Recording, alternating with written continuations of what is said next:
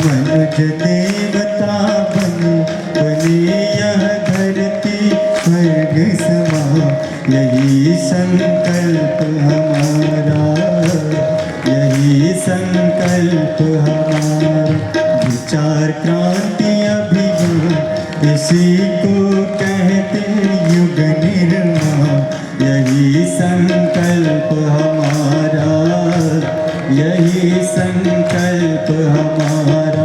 मनुज देवता बने बने यह धरती स्वर्ग समा, यही संकल्प हमारा, यही संकल्प हमारा।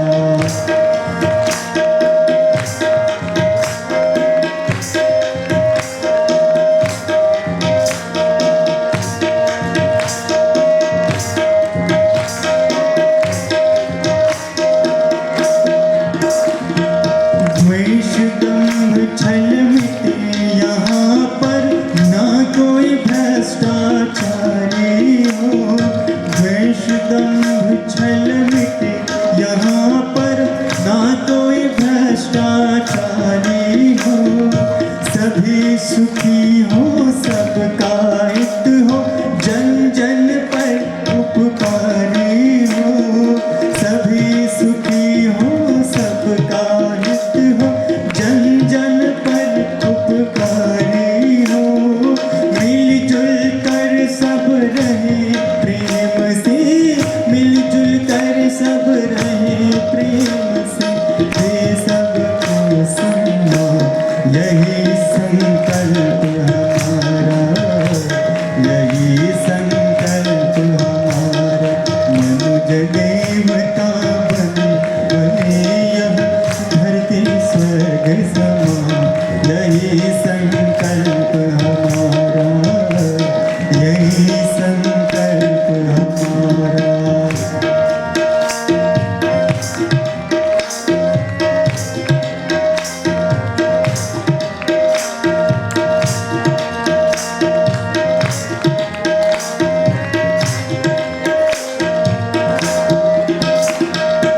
भेदभाव हो दूर, सिख हिंदू मुस्लिम ईसाई का। भेदभाव हो दूर, सिख हिंदू मुस्लिम ईसाई का। परम पिता के पुत्र सभी का, नाता भाई भाई का। परम पिता के पुत्र सभी का, नाता भाई भाई का। सब ही एक समान सभी, हाँ सब ही एक समान सभी, जगदीश्वर की संतान, यही संकल्प हमारा, यही संकल्प हमारा।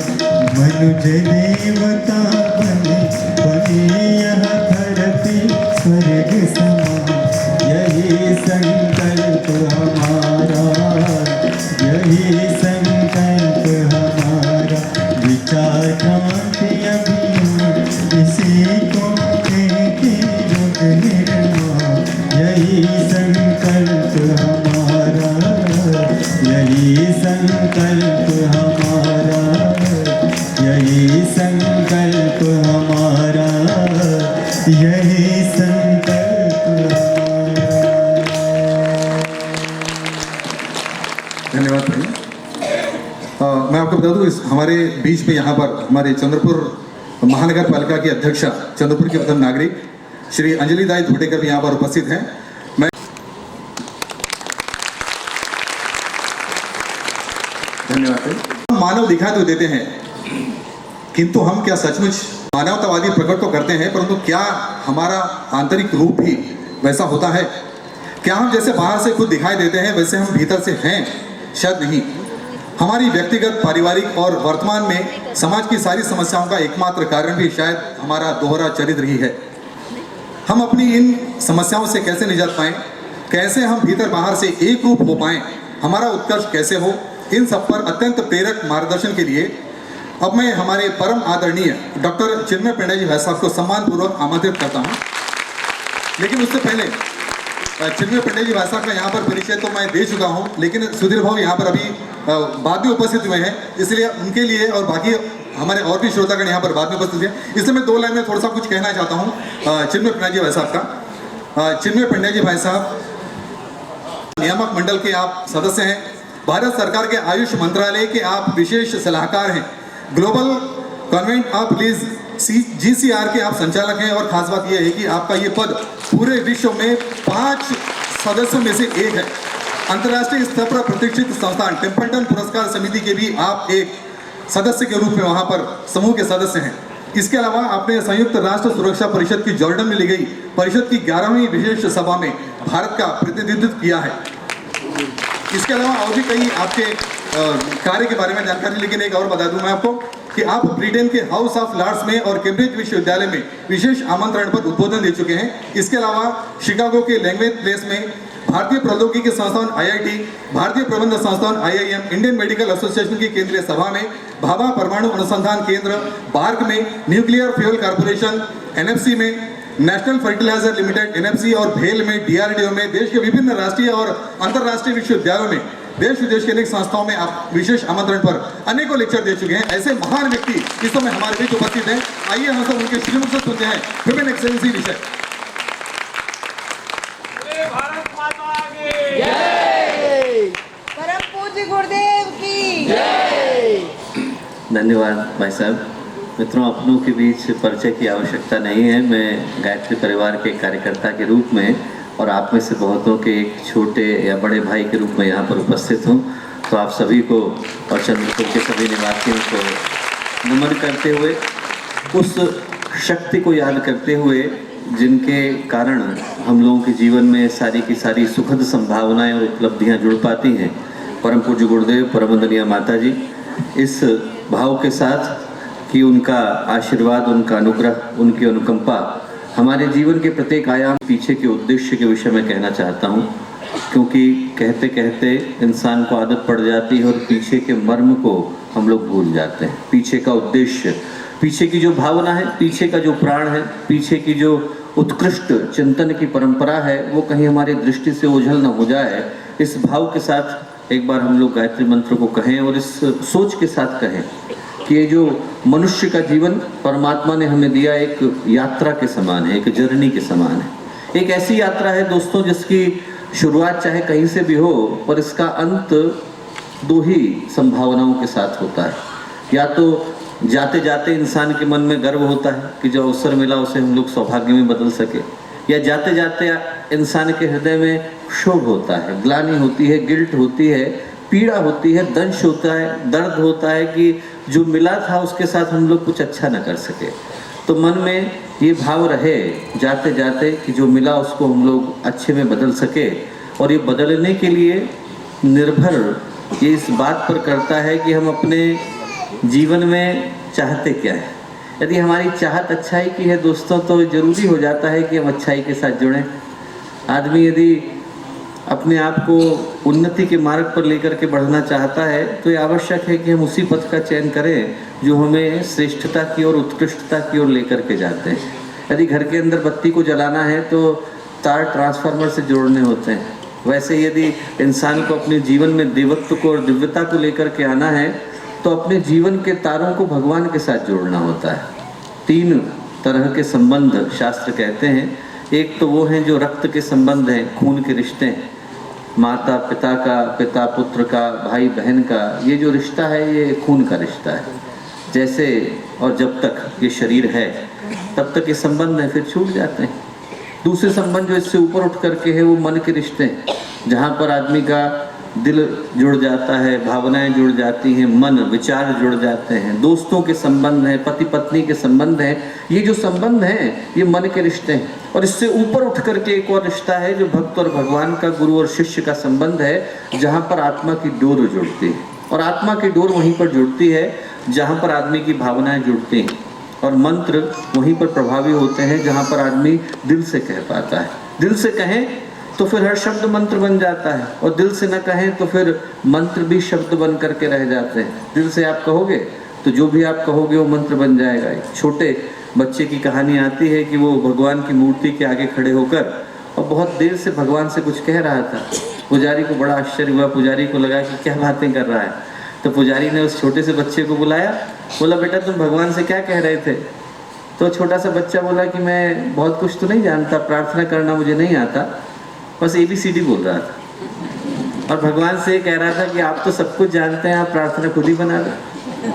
तो वैसे ही हम लोग भी भगवान से कहते हैं दोस्तों कि हम बहुत कुछ तो नहीं जानते, पर दिल हमारा निर्मल है, भावनाएं हमारी पवित्र हैं, सोच हमारी स्वच्छ है। इस भावना के साथ हम लोग इस मंत्र को कहेंगे तो मंत्र का एक एक शब्द हमारे जीवन में क्रांति के एक नए द्वार को और परिवर्तन के एक नए अध्याय को शुरू करने का माध्यम बन सकेगा। सभी से मैं विनम्र निवेदन करूंगा कि मंत्र हम लोगों ने अनेकों बार दोहराया होगा, और इस बार इस सोच और इस भाव के साथ दोहराए कि आज यहाँ से हमारे जीवन में परिवर्तन की, शुभ संकेतों की और शुभ उद्देश्यों की एक नई यात्रा प्रारंभ हो रही है। वो यात्रा जिसको हम लोग उत्कर्ष की यात्रा बोलते हैं। इस भाव के साथ माँ गायत्री को, पूज्य गुरुदेव को, वंदनीय माता जी को आवाहन, निमंत्रण। ओम भूर्भुवः स्वः तत्सवितुर्वरेण्यं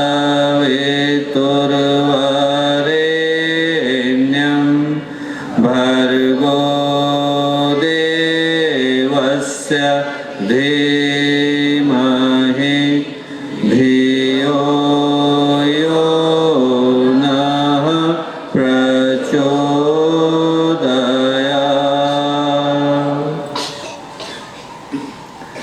परम पूज्य गुरुदेव परम वंदनीय माता जी के दिव्य संरक्षण में चंद्रपुर के इस पवित्र क्षेत्र में आज के इस कार्यक्रम के मुख्य अतिथि हम लोगों के आदरणीय श्री सुधीर जी भाई साहब, साथ ही उपस्थित आरोग्य भारती के आदरणीय डॉक्टर चाणक्य जी, यहाँ उपस्थित इस क्षेत्र की महापौर और सभी सम्मानित अतिथिगण, हम लोगों के साथ शांति कुंज से चल रहे शांति कुंज की टोली के सम्मानित डॉक्टर शर्मा जी, डॉक्टर बाल्की जी, डॉक्टर सिंह साहब, और यहाँ पर उपस्थित डॉक्टर शैलेश शुक्ला जी, बंडू जी भाई साहब और अन्य सभी महाराष्ट्र के क्षेत्र के हम लोगों के अपने गायत्री परिवार के कार्यकर्ता भाई और बहनों, और उपस्थित चंद्रपुर क्षेत्र के सभी प्रतिष्ठित नागरिकों, भाइयों और प्यारे बहनों। मित्रों, आज का जो उद्देश्य है मानवीय उत्कर्ष की यात्रा, कि मनुष्य के जीवन के रूप में जो संभावना हम लोगों को मिली है, हम लोगों को मनुष्य का जीवन मिला है, पर एक महत्वपूर्ण प्रश्न अपने आप से पूछने से कभी कभी वंचित रह जाते हैं कि इसके पीछे का उद्देश्य क्या है। आदमी जिंदगी का छोटा सा काम भी करता है, एक सब्जी खरीदने के लिए जाता है तो सब्जी खरीदने वाले के साथ बहुत सारी भावतौल करता है, कितने में देनी है, कितने में लेनी है। आदमी को जो है यदि एक सिम भी खरीदना हो तो आदमी सिम खरीदने के लिए कितनी प्लानिंग करता है, गाड़ी खरीदनी हो तो 3-3 महीने की प्लानिंग होती है, आदमी को घर खरीदना हो तो 1-1 साल की प्लानिंग होती है। और मनुष्य का जीवन मिल तो गया है, पर यदि बिना प्लानिंग के जिएंगे तो बड़ा दुर्भाग्य होगा। मनुष्य का जीवन किस प्लानिंग के साथ हम लोग जिए, उसके पीछे की सोच क्या हो, भावना क्या हो, उद्देश्य क्या हो, इसकी अंतिम परिणति, इसका अंतिम परिणाम, इसका अंतिम लक्ष्य किस शिखर पर जाकर के तय हो, ये जो यात्रा है ये मानवीय उत्कर्ष की यात्रा है। जैसे अपने यहाँ पर पंचतंत्र की कहानियाँ लिखी गई हैं, वैसे ही मिडिल ईस्ट में एक प्रसिद्ध संत हुए, संत ईसप, उनने छोटी छोटी कहानियाँ लिखी, और कहानियाँ भी बोध कथाएँ हैं, इस आशय के साथ लिखी गई हैं कि उनको पढ़कर हम लोग अपने जीवन के किन्हीं सूत्रों को, किन्हीं संदेशों को ले सकें। तो एक कहानी लिखी है उनने बड़ी प्यारी, कि इराक के एक शहर में, बसरा में, एक नदी बहती थी। नदी के किनारे करोड़ों पत्थर पड़े थे, और वहाँ पर एक व्यक्ति ने कहीं से पढ़ लिया कि उन पत्थरों में से एक पत्थर जो है पारस का पत्थर है, कि पारस के पत्थर को यदि आप किसी धातु से छुलाओगे तो सोना बन जाएगी, लोहे से छुलाओ, एल्यूमिनियम से छुलाओ, तांबे से छुलाओ, रांगे से छुलाओ, जिससे भी आप छुलाओ वो चीज़ सोने में बदल जाएगी, स्वर्ण में बदल जाएगी। पता कैसे चले? तो उसने एक नियम बनाया, करोड़ों पत्थर है, इनमें से कैसे ढूंढूं कि इनमें से कौन सा पारस का पत्थर है। तो एक नियम उसने बनाया, और नियम ये बनाया कि अपने बाएं हाथ में लोहे का बुरादा लिया, और जो पत्थर थे उनको एक एक करके उठाता, सुबह सुबह निकलता, धातु से छुलाता, सोने में नहीं बदला तो उठा करके पत्थर को पानी में फेंका, ताकि दोबारा उसी पत्थर को न उठाना पड़े। नहीं तो करोड़ों पत्थर है, गलती से फिर उसको उठाएंगे तो हजारों साल लग जाएंगे। अब धीरे धीरे करके नियम बन गया, आदत पड़ गई, भूल गया कि उठा क्यों रहा था, चला क्यों रहा था। अब एक दिन जो है उठा, 20 साल निकल गए, उसने पत्थर उठाया और हाथ में छुलाया और उठा करके पत्थर को बिना देखे पानी में फेंक दिया। इधर देखा तो सोना बन गया था, तो पत्थर चला गया था। वैसे ही मनुष्य का जीवन है दोस्तों, जीते जीते आदत पड़ जाती है, भूल जाते हैं कि यही जीवन हमारे अंदर देवत्व के द्वार को खोल सकता है, हमारे अंदर के विवेकानंद को जगा सकता है, हमारे अंदर के गुरुदेव को जगा सकता है। जीते जीते आदमी को आदत पड़ जाती है। सब जी रहे हैं तो हम भी जी रहे हैं, सबने अपने जीवन की दिनचर्या बना ली, हमने भी बना ली, सबने एक जॉब ढूंढ ली, हमने भी ढूंढ ली, सबने घर बना लिया, हमने भी बना लिया, सबका परिवार हो गया, हमारा भी हो गया। पर इस आदत के अंदर उस संदेश को भूल जाते हैं जो मनुष्य के जीवन के रूप में मिला। गुरुदेव कहते थे कि मनुष्य का जीवन एक बीज के रूप में है जिसके अंदर वृक्ष बनने की संभावना है। संभावना बड़ा प्यारा सा वर्ड है दोस्तों। संभावना का अर्थ है कि आप उसी को ढूंढ सकते हैं जो उसके अंदर है। जैसे खजाना अंदर है, खजाना आपको खोजना नहीं है, पर चाबी आपको ढूंढनी पड़ेगी, चाबी ढूंढनी पड़ेगी। ऐसा नहीं है कि आपको नया खजाना ढूंढना पड़ेगा, खजाना इंसान के अंदर है, हर एक के अंदर विवेकानंद बनने की संभावना है। और नब कन्वर्ट करें उस संभावना को। यदि उस संभावना को हम सत्य में नहीं बदलते तो आदमी को बड़ा खाली खाली सा लगता है। जैसे आदमी क्रिकेट खेलने के लिए जाए, हेलमेट भी लगा ले, हाथ में क्रिकेट के बैट भी हो, ग्लव्स भी हो, पैड भी हो, अच्छा अच्छा नए नए जूते पहन करके आदमी खेलने के लिए उतरे और पहली बॉल पर आउट हो जाए तो कैसा लगेगा? बड़ा खाली खाली सा लगेगा। फिर आदमी को लगेगा कि अब जब अगली बार मौका मिलेगा तब अच्छे रन बनाएंगे। वैसे ही मनुष्य का जीवन है दोस्तों, हाथ भी मिल गए, पैर भी मिल गए, दिमाग भी है, भावनाएं भी हैं, भगवान ने सोचने की क्षमता भी दे दी है, भावनाएं भी दे दी हैं। यदि कुछ करे बगैर चले जाते हैं तो बड़ा खाली खाली लगता है कि अब अगली बार जीवन मिलेगा तो शायद कुछ अच्छा करके दिखाएंगे। तो ये जीवन मिल गया है, इसको अच्छा कैसे बना करके गुजार सकते हैं, ये सोच मानवीय उत्कर्ष की सोच। इस भावना के साथ तैयार किया गया प्रेजेंटेशन है कि हर व्यक्ति याद कर सके कि हमारी संभावनाएं किधर को जाती हैं, हमारे अंदर क्या बनने की संभावना है। जब भगवान श्री कृष्ण गीता में अर्जुन को योग की व्याख्या देते हैं तो कहते हैं बुद्ध युक्तो जहाती है उभय सुकृत दुष्कृते तस्माद् योगा युज्यस्व योगः कर्मसु कौशलम। योग का अर्थ है कि हर कर्म हम कुशलता के साथ करें। यदि सच्चा योग किसी के जीवन में आता है तो जीवन के जितने भी आयाम हैं और जितने भी पहलू हैं, चाहे हमारा फिजिकल एस्पेक्ट है, चाहे सोशल है, चाहे इमोशनल है, चाहे हमारी भावनाएं हैं, चाहे हमारे संबंध है, चाहे हमारा पद है, चाहे हमारी प्रतिष्ठा है, ये सारे के सारे यदि अपने शिखर पर, अपने हिमालय पर, अपने एवरेस्ट पर जाकर के बैठ जाते हैं तो ये मानना चाहिए कि हमारे अंदर योग उतर आया है। और उस योग को, उस संभावना को अपने जीवन में उतार लेने का नाम उत्कर्ष है। शास्त्रों की दृष्टि से देखें तो उस देवत्व के जागरण की संभावना को जगाने का नाम, जिसको गुरुदेव ने कहा कि मनुष्य भटका हुआ देवता है, उस संभावना को ढूंढने का, उस संभावना को पाने का नाम ये मानवीय उत्कर्ष का पथ है। उसी को हम लोग आगे बढ़ कर के आज देखेंगे, सुनेंगे। तो एक उद्देश्य तो दोस्तों शास्त्रों की इस सोच को आप लोगों के साथ डिस्कस करना था, और एक कारण इसके पीछे का बड़ा व्यक्तिगत था, और वो एक छोटी सी घटना के कारण हुआ कि प्रेजेंटेशन क्यों बना। जब विगत दिनों में, आज से 10-12 साल पहले लंदन में काम कर रहा था, साइकेट्रिस्ट हूँ, तो ऐसे पेशेंट को देखना पड़ता था जिनको मानसिक समस्याएं होती थी। तो एक बच्चे को देखा, 27 साल का था वो, और कैम्ब्रिज यूनिवर्सिटी को टॉप किया था उसने। पिता जो थे उसके, वो लंदन के बहुत अमीर लोगों में से एक थे, बहुत रिच लोगों में से एक थे। और वो 27 साल का हुआ तो होते होते उसको कोकेन लेने की आदत पड़ गई। ड्रग होती है एक तरह की, और यदि कोई लंबे समय तक लेना शुरू करे कोकेन को तो उसको एक तरह की मेडिकल प्रॉब्लम डेवलप हो जाती है, जिसको हम लोग बोलते हैं लिलीपुटियन हेलुसिनेशन। लिलीपुट शब्द से निकल करके आया है, गुलिवर इन लिलीपुट। तो उसको, ऐसे व्यक्ति को जिसको कि कोकेन लंबे समय से ले रहा है, उसको छोटे छोटे इंसान पूरे शरीर में चलते हुए दिखाई पड़ते हैं, छोटे छोटे कीड़े, छोटे छोटे प्राणी हैं नहीं वहाँ पर उसको दिखाई पड़ते हैं। तो वो इंसुलिन की सिरिंज यूज किया करता था उनको निकालने के लिए। जिस रात को हमने उसे देखा, 27 छेद उसके शरीर में थे, आप लिटरली हड्डी देख सकते थे। 3 महीने लगे तब जाकर के वो व्यक्ति ठीक हुआ। जब ठीक हुआ तो चूंकि उसी की उम्र का था तो कुछ संबंध बन गया, बार बार आने लगा।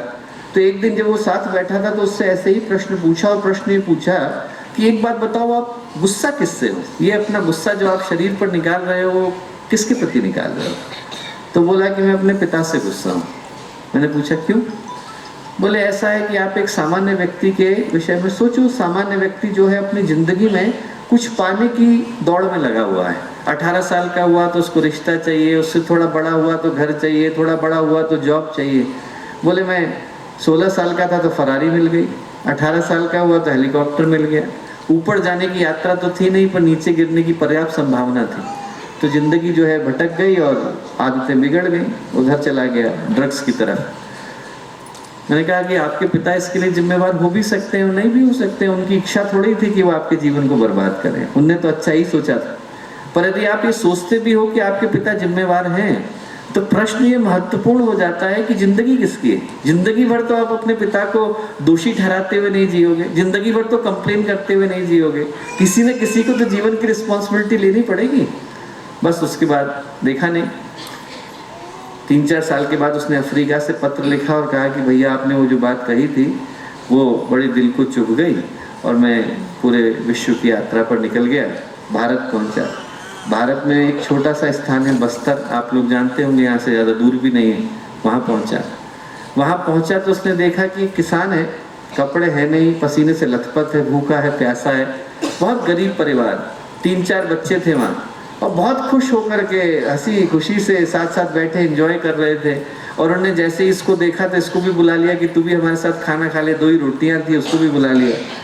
तो उसने अपने इंटरप्रेटर से कहा, अपने अनुवादक से कहा कि जरा इनसे पूछो तो कि इनके पास कुछ नहीं है, फिर इतना खुश कैसे हैं?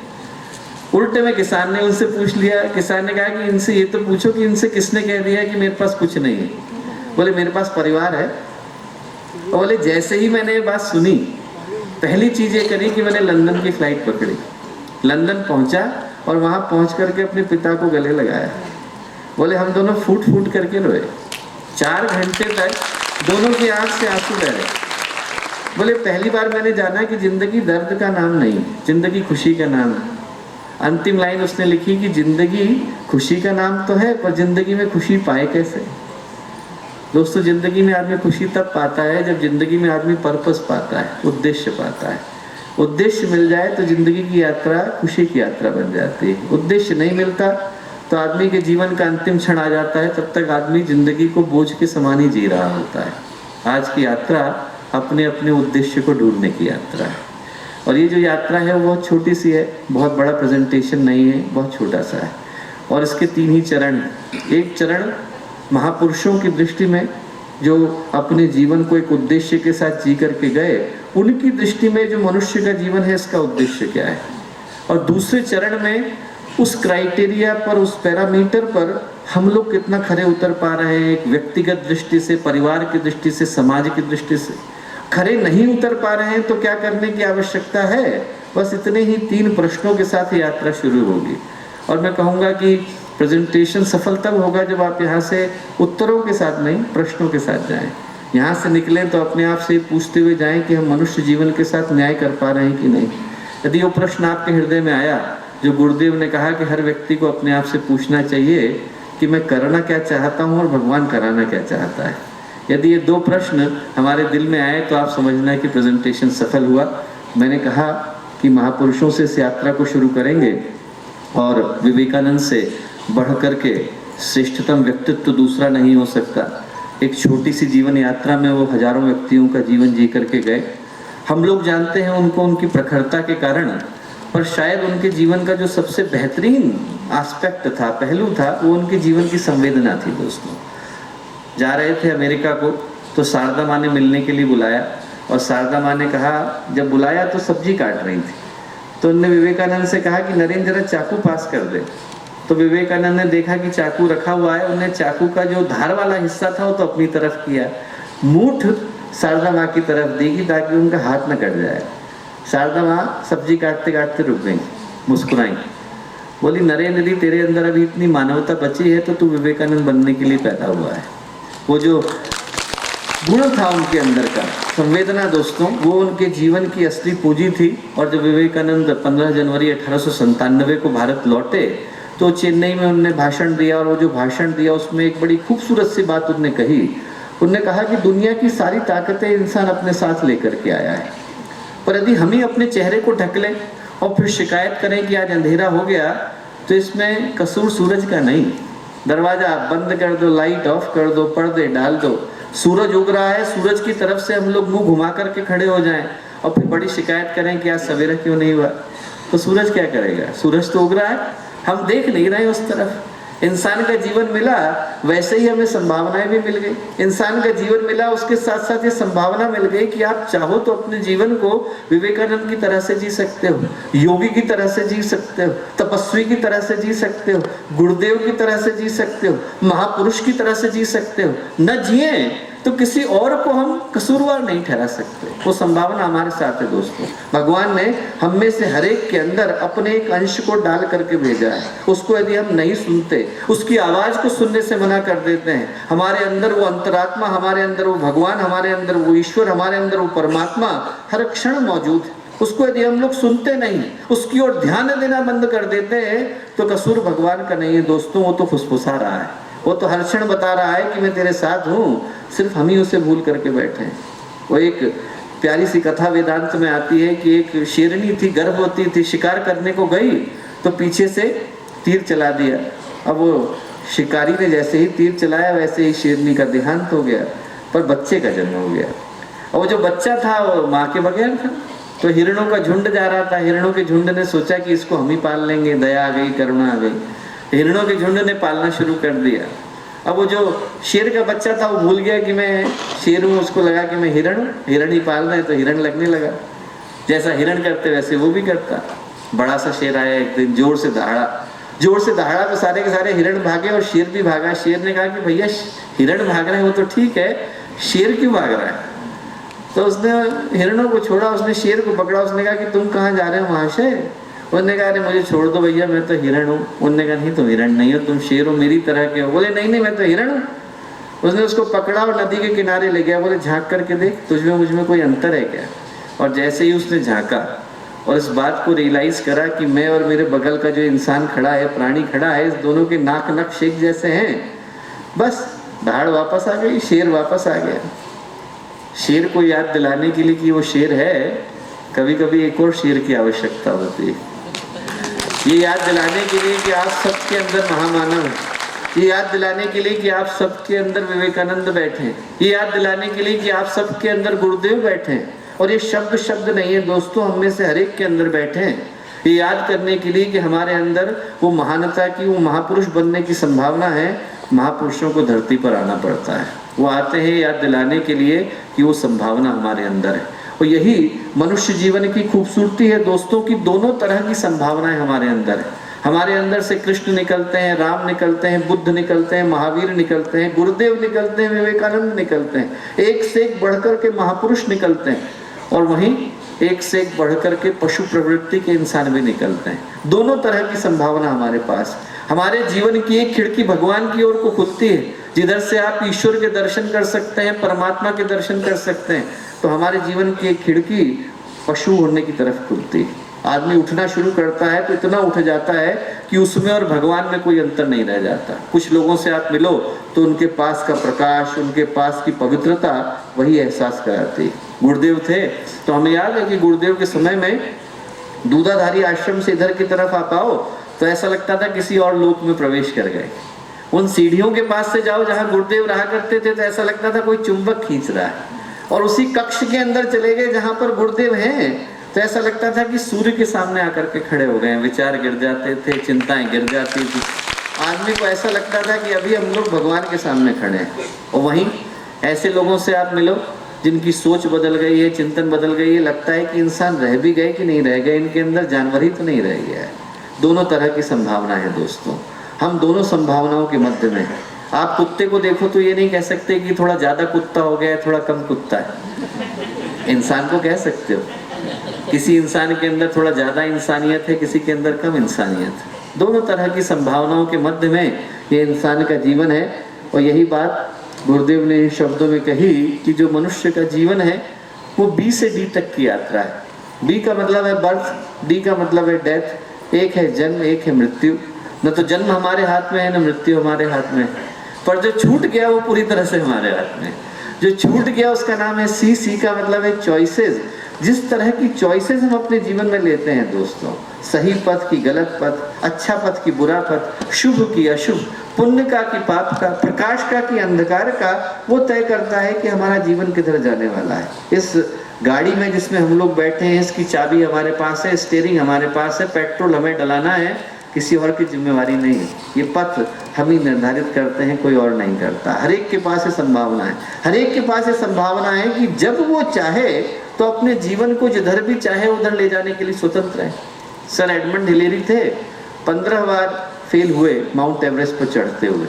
और माउंट एवरेस्ट पर यदि आप चढ़ने के लिए जाओ तो आपको बिना ऑक्सीजन के जाना होता है, और 3 बार यदि आप जा पाए तो फिर वो आपको जाने की परमिशन देते हैं, और वो तो पहले व्यक्ति थे जाने वाले। 15 बार फेल हुए। अंतिम रात थी जब वो ट्राई कर सकते थे, नहीं तो उनको 3 वर्ष तक प्रतीक्षा करनी पड़ती। तो एडमंड हिलेरी ने अपने पूरे संकल्प को बटोरा, अपने पूरे आत्मविश्वास को जगाया। 15 बार फेल हो चुके थे, और उनने उठ करके देखा माउंट एवरेस्ट को अपने टेंट से बाहर निकल करके, और माउंट एवरेस्ट से बोले लिसन। माउंट एवरेस्ट से बोले listen, you are a rock, you can not grow any more. पत्थर हो आप नहीं बढ़ सकते। As a human I can, एक इंसान हूँ, मैं ग्रो कर सकता हूँ। As a human we all can. जब हमारे दिमाग में आ जाए कि हमें आगे बढ़ना है, उसी क्षण आदमी के जीवन की यात्रा बदल जाती है दोस्तों। वरदराज जो संस्कृत के बड़े प्रकांड विद्वान हुए, उनका नाम वरदराज इसलिए नहीं था कि भगवान का आशीर्वाद था। वरद का अर्थ होता है बैल। उनके दोस्त उनको चिढ़ाया करते थे कि इसकी बुद्धि बैल के बराबर है, और उन्हीं वरदराज ने घर को छोड़ करके भाग गए। रास्ते में देखा कि एक टिड्डा है, उसकी नीचे की 2 टांगें टूट गई हैं और सिर्फ आगे की 2 रह गई हैं, और एक दीवार पर चढ़ने की कोशिश कर रहा है। 30 बार फेल हुआ, 31वीं बार चढ़ गया। वरदराज ने कहा कि जब टिड्डा चढ़ सकता है तो इंसान नहीं चढ़ सकता। आदमी के दिमाग में आ गया, और संस्कृत के एकदम उद्भट विद्वान बने। जब आप सोच लो कि आपके जीवन को बदलना है। चंदगी राम ट्यूबरकुलोसिस पूरे शरीर में फैल गया था। उन्होंने सोचा कि मैं भारत का सबसे प्रसिद्ध पहलवान बन करके दिखाऊंगा, और उन्होंने दिखाया। भारत के सबसे प्रसिद्ध पहलवान बने। ट्यूबरकुलोसिस से पूरा शरीर चला गया था। आदमी जब सोच ले दोस्तों, उसी समय अपने जीवन की यात्रा को बदल सकता है। और हमें लगता है कि ये जो संभावना है ये कुछ ही लोगों के पास है। कुछ ही लोग हैं जो ऐसी संभावना को लेकर के पैदा हुए हैं। कुछ को भगवान ने ज़्यादा आशीर्वाद दे करके भेजा है, ऐसा है नहीं। भगवान ने हर एक को दे करके भेजा। भगवान एक जैसा आशीर्वाद सबको देते हैं। भगवान भागीरथ को भी देते हैं और भगवान रावण को भी देते हैं। भगवान भेदभाव नहीं करते।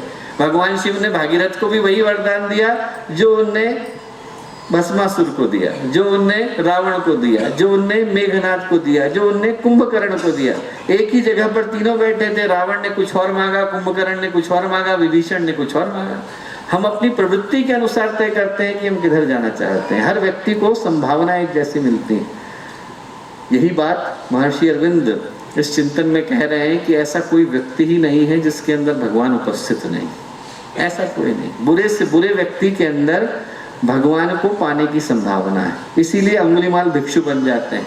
इसीलिए आदमी 1000 हत्याएं करने के बाद ऋषि बन जाता है। इसीलिए आदमी के अंदर की वो संभावना जाग जाती है जब आदमी अपने पूरे जीवन के पथ को बदलकर कुछ और बन जाता है।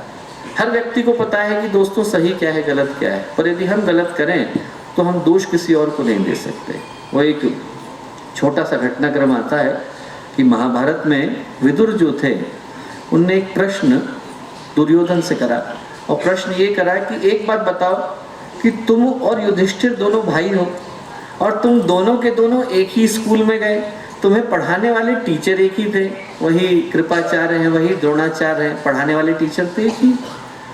फिर बोले क्या कारण है कि वो तो सारे काम धर्म के कर रहा है और आप सारे काम अधर्म के कर रहे हो, गलती कहाँ हो गई? तो दुर्योधन बोला जानापि धर्मम नच में प्रवृत्ति, जानता हूं कि धर्म क्या है, करूंगा नहीं। जानापि अधर्मम नच में निवृत्ति, जानता हूं कि अधर्म क्या है, छोड़ूंगा नहीं। केनोपि देवेन हृदय स्थितेन यथा नियुक्तोस्मि तथा करोमि, ऐसा लगता है कि कोई अंदर आकर के बैठ गया और जहां नियुक्त कर देता है वो करने के लिए बाध्य हूं। पता तो दुर्योधन को भी है सही क्या है गलत क्या है। आदमी को दोस्तों इंफॉर्मेशन की जरूरत नहीं है, डिटर्मिनेशन की जरूरत है। पता तो हर एक को है सही क्या है गलत क्या है, सिर्फ संकल्प कमजोर पड़ जाता है। पर यदि हर व्यक्ति अपने अंदर की दिव्यता की संभावना को साकार करता है तो गुरुदेव के शब्दों में मनुष्य में देवत्व का उदय और धरती पर स्वर्ग का अवतरण होता है। एक महान व्यक्ति जिनके जीवन के 42 वसंत पूरी तरह से एकांत में गुजरे और बाकी के 38 वर्षों में गुरुदेव ने 3400 किताबें लिखी। ऐसा कोई मानवीय चिंतन का और मानवीय विकास का आयाम नहीं है जिस पर गुरुदेव ने न लिखा हो। आप एक विषय उठा करके देखो, आपको योग देखना है दिख जाएगा, आयुर्वेद देखना है दिख जाएगा, साधना देखनी है दिख जाएगा, व्यक्तित्व के परिष्कार से लेकर परिवार की व्यवस्था तक, अर्थ के उपार्जन से लेकर कृषि की व्यवस्था तक, ऐसा कोई आयाम नहीं जिस पर गुरुदेव ने न लिखा हो। और मानवीय इतिहास के अकेले व्यक्ति हैं जिनने सारे के सारे आर्ष ग्रंथों का अनुवाद किया। और उसमें भी गुरुदेव के जो अंतिम 5 वर्ष थे दोस्तों, वो हर व्यक्ति को यही याद दिलाने के लिए थे कि वो एक भटका हुआ देवता है। आप शांति कुंज के मंदिर में जाएं, माननीय मंत्री जी से मैं अभी यही बता रहा था कि आप जाएंगे तो शांति कुंज के गायत्री मंदिर में गुरुदेव ने गायत्री मूर्ति के साथ साथ, गायत्री की प्रतिमा के साथ साथ 5 शीशे लगा दिए कि आदमी वहां पर खड़ा हो और याद करे कि इस शरीर के पीछे क्या है। शरीर तो मैं लेकर के घूम रहा हूँ, न जाने कितनी बार लेकर के घूमा हूँ, न जाने ये शरीर कितनी बार मिला है, पर इसके पीछे मैं क्या हूँ। याद करें कि हमारे अंदर का भटका हुआ देवता कौन है, और वो याद करने की यात्रा है, वो मनुष्य में देवत्व के उदय की यात्रा है। हर व्यक्ति को याद आ जाए कि हम देवता हैं और उसी के अनुरूप हम लोग अपने जीवन को जीते हैं दोस्तों, तो किसी और स्वर्ग की आवश्यकता नहीं, यही सभागार स्वर्ग में बदल जाता है। यदि यहाँ पर 800,000 लोग उपस्थित हैं और हर व्यक्ति के अंदर का देवता जाग जाए तो इतने देवता तो स्वर्ग में भी नहीं होंगे जितने आपको चंद्रपुर में मिल जाएंगे। दोस्तों, हर व्यक्ति के अंदर का देवत्व जाग जाए तो यहीं पर स्वर्ग का अवतरण हो जाता है। महापुरुषों की दृष्टि से देखें तो जो मनुष्य का जीवन मिला है वो एक ऐसी ही संभावना को, ऐसी ही विरासत को छोड़ने के लिए मिला है। हम लोग धरती की जनसंख्या को बढ़ाने के लिए नहीं आए, बल्कि एक लेगेसी, एक विरासत छोड़ने के लिए आए। इसलिए आए हैं कि कुछ ऐसा करके जाएं कि मन में गर्व हो, गौरव हो, शांति हो, लोगों का कल्याण हो, हमारे जीवन के उद्देश्य की प्राप्ति हो। महापुरुषों की दृष्टि से उद्देश्य ये था। पर यदि हम लोग आसपास की दुनिया को देखें तो हम पाएंगे कि जब से हम लोगों का विकास होना शुरू हुआ तब से बहुत सारी समस्याएं पनपी। देवत्व की संभावना तो कम दिखाई पड़ती है, पर आदमी अपनी जिंदगी से हैरान परेशान ज़्यादा दिखाई पड़ता है। शरीर में बीमारियां आ गई हैं, मन में मनोरोग आ गए हैं, समाज के अंदर विकृतियां आ गई, अंदर पीड़ा है, बाहर पतन है। और फिर शारीरिक पीड़ा ही थोड़ी है, भावनात्मक पीड़ा है, आदमी परिवारों को खो रहा है, उसकी पीड़ा है। बाहर देखो तो एक से एक बढ़कर के पतन के मार्ग खुल गए। अशिक्षा से लेकर बेरोजगारी और नशा करने से लेकर घूसखोरी, न जाने कितनी समस्याएं आ गई। आदमी देखें तो हर जगह पर तनाव से ग्रसित नजर आता है। तो सारी समस्याओं को तो नहीं बता सकता, पर उन समस्याओं को बताना चाहता हूं जिसका सरोकार सीधे हमारे साथ है। और उसमें से पहला पर्यावरण का है। पर्यावरण का जो प्रश्न है दोस्तों, आज की तारीख में बहुत महत्वपूर्ण हो जाता है। माननीय मंत्री जी का विभाग भी पर्यावरण का है। तो ये जो आज के समय की परिस्थितियां हैं वो इसलिए जरूरी हैं क्योंकि समय आ गया है जब हमें निर्णय लेने की आवश्यकता है। कभी कभी क्या है, ऐसी स्थान पर हम लोग आकर के खड़े हो जाते हैं जहाँ पर निर्णय लेना जरूरी हो जाता है। आप गीता को पढ़ें तो गीता में गीता शुरू कहाँ से होती है? गीता में गीता शुरू वहाँ से होती है जब अर्जुन भगवान श्री कृष्ण से कहते हैं कि आप जरा एक बार मुझे बीच पे ले जा करके खड़ा करिए। और जब वो वहाँ पर देखते हैं कि इस तरफ कौन खड़ा है और उस तरफ कौन खड़ा है, तब अर्जुन के मन में चिंता की लकीरें दौड़ती हैं, विषाद की लहरें दौड़ती है, हाथ कांपते हैं, मुंह सूखता है, पसीना आने लगता है, वो तब शुरू होता है। वैसे ही कभी कभी सच्चाई आदमी के लिए देख लेनी जरूरी हो जाती है ताकि ये याद कर सके कि निर्णय क्या लेना है। और आज की सच्चाई बड़ी विभत्स है दोस्तों। हम लोग यदि पर्यावरण की दृष्टि से देखें, इस समीकरण की दृष्टि से देखें, तो इस दुनिया को बने हुए करीब 4.6 खरब वर्ष हुए हैं। यदि आप उसे एक स्केल पर लेकर के आए, उसे एक समीकरण पे लेके आए कि उस 4.6 खरब वर्ष को हम लोग 46 वर्ष से तुलना करें, तो हम लोगों को इस धरती पर आए हुए 4 घंटे हुए हैं। यदि हम लोग लिटरली एक घड़ी बनाएंगे तो हम लोग, मतलब मानवता, उसमें 1 मिनट 17 सेकंड पहले मिडनाइट की अपीयर करेगी। कहने का अर्थ मात्र इतना है कि हम लोगों का इतिहास इस धरती के इतिहास में बहुत छोटा सा है। आज से करीब 300 वर्ष पहले भगवान ने इस दुनिया की चाबी हमें सौंप दी कि देखो ये पूरी की पूरी दुनिया तुम्हारी है, तुम क्या अच्छा कर सकते हो। और हमने अच्छा किया। मैं नहीं कहता कि नहीं हुआ, विज्ञान है, तकनीकी है, चिकित्सा है, संचार है, सूचना है, प्रौद्योगिकी है, एक से एक बढ़कर के उस क्षेत्र में प्रगति हुई, विकास हुई, कोई दिक्कत नहीं। बाहर की तरफ दिक्कत नहीं है, दिक्कत इस तरफ है कि अंदर हम लोग क्या खो रहे हैं। दिक्कत इस चीज़ की है कि जहाँ आदमी का स्वार्थ सर्वोपरि हो गया, वहाँ पर हम लोग पेड़ों को काटते चले गए। 50% दुनिया के जो फॉरेस्ट हैं वो हमारी आंखों के सामने चले गए। यदि सब कुछ इसी तरह से चलेगा तो 2050 के आते आते तक हमारे बच्चों के लिए सांस लेने के लिए हवा नहीं रह जाएगी, पानी चला जाएगा, धरती जो है अन्न उपजाने से मना कर देगी। जो चिंता का प्रश्न है वो हमारी आंखों के सामने है। और जो दुर्भाग्य है दोस्तों वो ये है कि ये प्रश्न जहाँ पर इतना महत्वपूर्ण है, ये जानते हुए यहाँ पर तो सभी लोग वो बैठे हैं जिनके हृदय में सही चेतना है, सही भाव है। तो आप लोगों के लिए नहीं कहता, पर मैं उन लोगों की चिंता करता हूँ जो इस चीज़ को जानते हैं और देखते हुए भी गलत निर्णय को लेते हैं। ये जानते हैं कि पेड़ को लगाने से ऑक्सीजन मिलेगी, नहीं लगाएंगे। आप उनसे कहो कि पेड़ को लगाओ तो आपको वाईफाई का सिग्नल मिलेगा, तो लगाने लग जाएंगे। आदमी की प्रायोरिटीज बदल गई, आदमी की सोच बदल गई। एक छोटी सी घटना बताता हूँ। 2015 में हम लोग लंदन में थे, तो मेरे एक मित्र हैं कैम्ब्रिज यूनिवर्सिटी के वाइस चांसलर हैं, उन्होंने बुलाया। उन्होंने कहा कि यहाँ पर 30 नोबेल प्राइज विनर जो है वो लोग मिल रहे हैं, आप भी आइए, आप भी सुनिए क्या बात कर रहे हैं। तो आपको लगेगा कि कम से कम वो लोग तो सेंस की बात कर रहे होंगे। और बातें वो लोग क्या कर रहे हैं, बातें ये कर रहे थे कि चंद्रमा का खनन कैसे किया जाए, कि इस धरती को तो खत्म कर दिया हमने। यहाँ तो हम लोग हॉलीडे के लिए आए थे, अब हम लोग जाके चंद्रमा को बिगाड़े, उसकी ऐसी तैसी करें। ये आदमी के दिमाग में आ रहा है कि यहाँ तो हमने जो करना था वो कर ही दिया है। जो प्रश्न महत्वपूर्ण हो गया है दोस्तों, हम लोग हरिद्वार के रहने वाले हैं, तीनों भाई साहब लोग वहीं से बैठे हैं। आज से आप 30 साल पहले हरिद्वार गए होंगे तो हरिद्वार की गहराई हम लोग नापते थे हाथी की ऊंचाई से। हम कहते थे 1.5 हाथी के बराबर गंगा गहरी है। आज जब हम वहां से निकले तो ये टकने टकने पानी रह गया है। प्रश्न महत्वपूर्ण हो गया है कि गंगा का इतिहास हम अपने बच्चों को पढ़ाना चाहते हैं कि गंगा का भूगोल पढ़ाना चाहते हैं। ये पढ़ाना चाहते हैं कि गंगा ऐसे दिखा करती थी, ये पढ़ाना चाहते हैं कि गंगा ऐसे दिखा करती हैं। और दोस्तों ये जो प्रश्न है वो आज की तारीख में महत्वपूर्ण है, क्योंकि पर्यावरण हमारी आंखों के सामने जा रहा है। और जा इसलिए रहा है क्योंकि लगा लोगों को कि विकास जरूरी था और विकास का कोई विरोध नहीं करता। पर जैसा मैंने पहले कहा कि विकास की इस दौड़ में क्या हम खो रहे हैं, उस पर भी दृष्टि दौड़ा लेना जरूरी है। जब छत्रपति शिवाजी ने सिंहगढ़ को जीता तो सिंहगढ़ को जीतते समय उनके जो दाएं हाथ थे दामोजी, उनका देहांत हो गया। तो जब घर पहुंचे तो चेहरा लटका हुआ था। जीत करके आए थे पर चेहरे पर दुख था। तो जीजाबाई ने पूछा, जीजाबाई ने कहा कि क्या हुआ शिवा?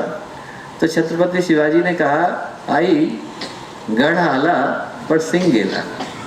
गढ़ तो मिल गया पर सिंह को खो दिया है। वैसा ही हो रहा है दोस्तों। पैसा तो आया है पर शांति तो जा रही है। जब से टेक्नोलॉजी आई है तब से हम लोग सोचे कि हम लोगों को क्या मिला और क्या खोया। ठीक है, टेक्नोलॉजी मिली पर गया क्या है? गया की दृष्टि से दोस्तों एक तो आदमी के संबंध जा रहे हैं। आदमी धीरे धीरे करके जो है, यदि आप पूछें व्यक्ति से तो आदमी को हमने और अकेला बना दिया। मोबाइल खोजे तो इसलिए गए थे कि हम एक दूसरे के साथ संबंध स्थापित करें, पर एक ही घर में 4-4 लोग अपने अपने मोबाइल अलग लेकर के बैठे रहते हैं, बातचीत करने को फुर्सत नहीं होती। आप कल्पना करके देखो कि आदमी जितना ज्यादा संचार के साधन बढ़े हैं उतना ही ज्यादा आदमी पहले की तुलना में अकेला हो गया है। आज से पहले के समय में जब आदमी के पास इतनी ज्यादा सुविधाएं नहीं थी तो आदमी कुछ कुछ करता था। जितना आदमी के पास सुविधाएं हैं, संचार के साधन हैं, उतना ही ज्यादा आदमी अपने आप को अकेला पाता है। कहने को तो सारी चीजें हैं। शॉपिंग जो है आदमी फोन में कर रहा है, मूवी जो है आदमी फोन के अंदर देख रहा है, आदमी सारे काम फोन के अंदर कर रहा है, उतना ही अकेला होता जा रहा है। आज से 3 वर्ष पहले ऑक्सफोर्ड विश्वविद्यालय ने एक कोर्स शुरू करा ऑक्सफोर्ड में कि how to talk to normal people. क्योंकि हर आदमी तो चैटिंग कर रहा है, वो भूलता जा रहा है कि नॉर्मल व्यक्ति से बात कैसे करनी है। तो आदमी को ये याद दिलाने के लिए कि आपको नॉर्मल व्यक्ति के साथ बात कैसे करनी है, ऑक्सफोर्ड यूनिवर्सिटी को कोर्स देना पड़ रहा है। तो आदमी अकेला हो रहा है दोस्तों। अकेला होने के साथ साथ एक और चीज हो रही है कि आदमी अधीर हो रहा है। आज से 25-30 साल पहले हम लोग चिट्ठियां लिखते थे तो बड़े सब्र के साथ, धैर्य के साथ इंतजार करते थे, बहुत दिक्कत नहीं होती थी। और आज की तारीख में आदमी मैसेज करता है और उसने देख लिया कि सामने वाले ने पढ़ भी लिया है, और ब्लू डॉट भी आ गया है व्हाट्सएप में, और उसके बाद उत्तर नहीं दे रहा है तो आदमी हत्या करने को तैयार हो जाता है। तो लगता है कि भगवान जाने क्यों उत्तर नहीं दे रहा है। आदमी के धैर्य की सीमा चुक रही। 3-4 साल पहले की घटना है, फ्लोरिडा में एक लड़की ने अपने पति को इसलिए मार दिया क्योंकि वो फेसबुक पर उसकी पिक्चर लाइक करने में 2 मिनट लेट था। कल्पना करके देखो, आदमी के धैर्य की सीमा हमारी आंखों के सामने जा रही है। और एक और जो घटना घट रही है दोस्तों, वो ये हो रही है कि हमारा जो एकाग्रता का स्तर है, हमारा जो कंसंट्रेशन का, अटेंशन का लेवल है, वो जा रहा है। आज से 40 साल पहले कैम्ब्रिज विश्वविद्यालय ने शोध करी थी, और शोध ये करी थी कि यदि मैं आपसे बात कर रहा हूँ और आप लोग थके हुए नहीं हो, परेशान नहीं हो, खाना मिला हुआ है, आपको नींद आई हुई है, तो कितनी देर तक आप एक बात को यदि लाइक करते हो तो फॉलो कर सकते हो। तो उन लोगों ने पाया कि वो जो समय था वो ऑन एन एवरेज 23 मिनट था। 23 मिनट तक आदमी फॉलो कर सकता है, 23 मिनट के बाद ध्यान बंटने लगता है। आज की तारीख में जब उनने उसी रिसर्च को रिपीट करा तो it was down to 18 second, 18 second आ गया है। 18 सेकेंड के अंदर आदमी का अटेंशन का लेवल, कंसंट्रेशन का लेवल बढ़ जाता है।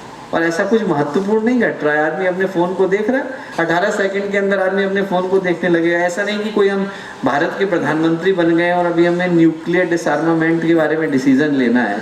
बेकार का मैसेज आ रहा है जिसको हम पढ़ेंगे भी नहीं, बिना पढ़े हम किसी और को भेज देंगे। आदमी जो है तुरंत देख रहा है और इतनी देर में उसका कंसंट्रेशन और अटेंशन पूरी तरह से ब्रेक हो जा रहा है। तो आदमी अकेला हो रहा है दोस्तों, अकेला हो रहा है, अधीर हो रहा है, इम्पेशेंट हो रहा है, उसका कंसंट्रेशन जा रहा है। और जो ये बात मथायस ने कही, उसने कहा कि संबंध इसलिए थे कि हम एक दूसरे को प्यार कर सकें, चीज़ें इसलिए थी कि हम इस्तेमाल कर सकें, फ़ोन है, गाड़ी है, ये सारी चीज़ें इसलिए हैं कि हम इस्तेमाल कर सकें। कर रहे हैं उल्टा, हम चीज़ों को तो प्यार कर रहे हैं और संबंधों को इस्तेमाल कर रहे हैं। We are manipulating the relationship, और चीज़ों को प्यार करने में लगे हुए हैं। घर है, बाकी चीज़ों के प्रति तो आदमी का मोह है, असली संबंध है आदमी भुला करके बैठा है।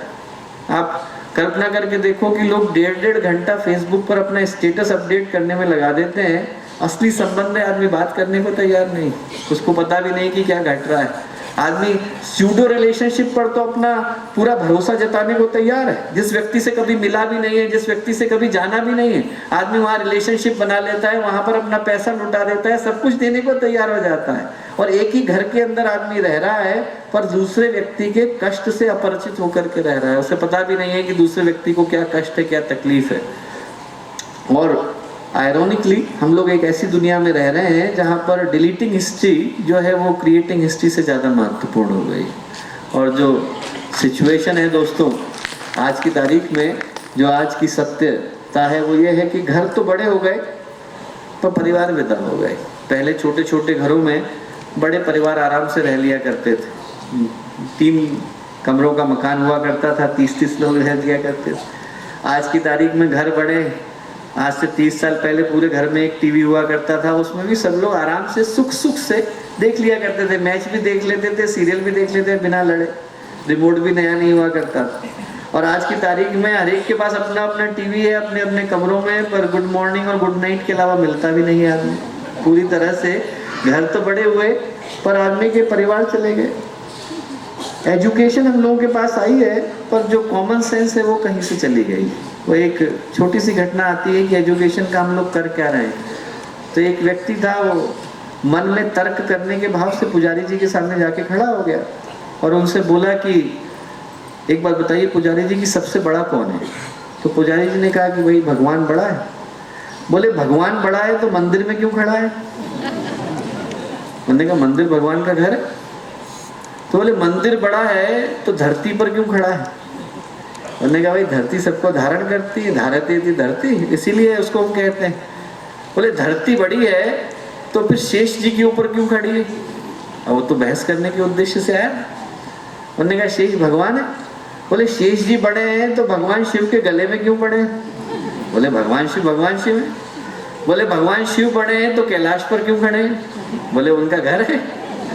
बोले कैलाश बड़ा है तो हनुमान जी की कानी उंगली पर क्यों खड़ा है। हनुमान जी उठा के ले गए थे। अब उन्होंने कहा तो बहस करने के लिए आया। एक संत बैठे थे, संत ने कहा कि भाई तू इससे कह दे कि तू ही सबसे बड़ा है। तो उन्होंने उससे कह दिया कि तू सबसे बड़ा है तो खुश हो गया वो कि मैं ही सबसे बड़ा हूँ। संत बोले कि एक बार बता कि तू सबसे बड़ा है तो मंदिर के नीचे क्यों खड़ा है।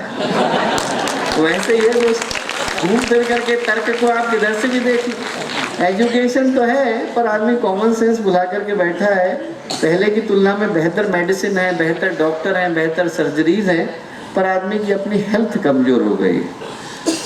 एक तरफ हम लोग चंद्रमा पर पहुंच गए, पर बड़े शहरों में चले जाओ तो पड़ोसी का पता नहीं। आदमी के पास पैसा तो आ गया पर मन की शांति चली गई।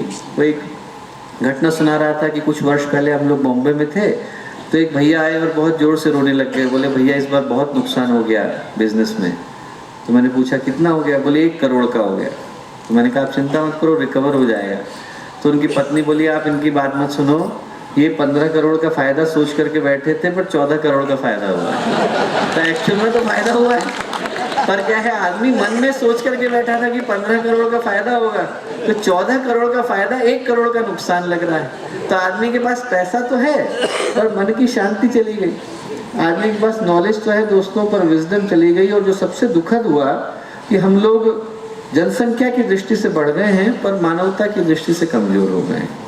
जो आज की सच्चाई है वो ये है कि हम भगे जा रहे हैं, हमें होश भी नहीं है कि हम क्यों भगे जा रहे हैं। और जब तक होश आता है जब तक बहुत देर हो जाती है। विवेकानंद ने अपने अंतिम पत्र में लिखा कि जब तक आदमी को जीने की समझ विकसित होती है तब तक चलने का वक्त आ जाता है। होश भी नहीं आया और चलने की भगवान ने पैकिंग के ऑर्डर भेज दिए, अब जाने का समय आ गया और हम भगे जा रहे हैं। सब भाग रहे तो हम भी भाग रहे हैं। वो एक छोटी सी कथा मैक्सिम गोर्की ने लिखी है। उन्हें लिखी है कि एक किसान ने कहीं पढ़ लिया कि साइबेरिया में मुफ्त में ज़मीन मिल रही है। पहुंच गया वो उस गांव में, गांव के प्रधान से पूछा। गांव के प्रधान ने कहा बिल्कुल सही सुना है, ज़मीन मुफ्त में देते हैं।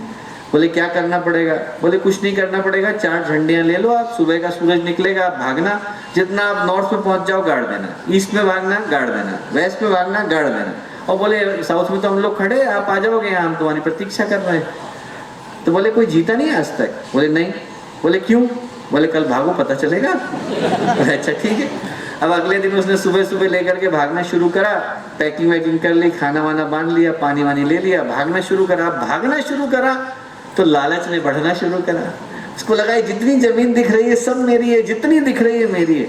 तो भागता गया, वो मन में लालच बढ़ता गया। तो उसने कहा अब एक ही दिन भागना है।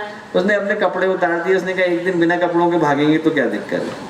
खाना फेंक दिया। उसने कहा एक दिन बिना खाने के गए तो क्या है। पानी फेंक दिया, बिना पानी के गए तो क्या। 2 बजे होश आया तो उसने पहली झंडी गाड़ी, फिर ईस्ट में भागा दूसरी गाड़ी, वेस्ट में भागा तीसरी गाड़ी।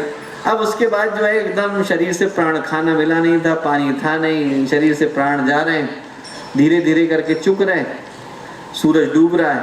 गोर्की ने लिखा कि 6 फीट पहले लाइन से आके गिर गया। गांव के प्रधान ने देखा, सब लोग खड़े थे, सब लोग हंसने लग गए। बोले भैया तुम तो बहुत दूर आ गए, आज तक कोई इतनी दूर नहीं आया। तो उसने कहा कि अब आप इस जमीन का करोगे क्या है जो बच गई है थोड़ी सी 6 फीट।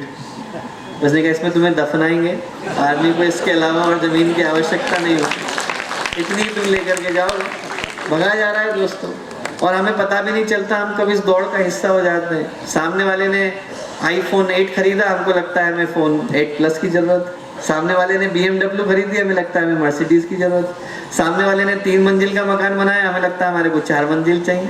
सामने वाला एसोसिएट प्रोफेसर बन गया, हमें लगता है हमें प्रोफेसर बनने की ज़रूरत है। पता भी नहीं कब हम इस दौड़ का हिस्सा हो जाते हैं। तो ये याद आ जाए कि इस दौड़ का हिस्सा हम नहीं है, हम यहाँ पर मनुष्य के रूप में एक दिव्यता की संभावना को लेकर के आए थे। उत्कर्ष की यात्रा है, और ये पाने के लिए क्या करें? तो गुरुदेव ने कहा कि 4 चीज़ों की आवश्यकता